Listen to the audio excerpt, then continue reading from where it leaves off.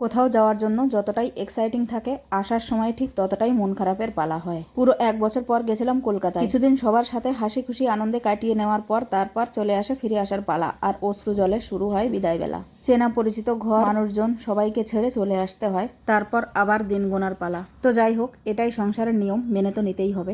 বাড়ি থেকে বের হওয়ার সময় একটা ইঞ্জিন ভ্যানে করে হাবড়া পর্যন্ত এলাম। সেখান থেকে হাবড়া লোকাল ট্রেন ধরে চলে এলাম শিয়ালদা। শিয়ালদাতে আমাদের রাজধানী এক্সপ্রেস আগে থেকেই দাঁড়িয়েছিল। তারপর ছেলে মেয়ে এবং ব্যাগপত্র নিয়ে আমরা গাড়িতে উঠে পড়লাম। গাড়িটা ছাড়লো 4:30 নাগাদ।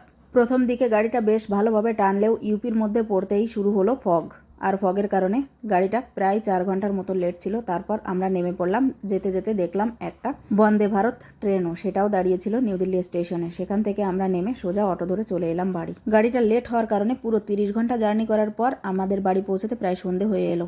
আজকের মতো এই পর্যন্তই। তো সবাই খুব ভালো থেকো, সুস্থ থেকো, টাটা।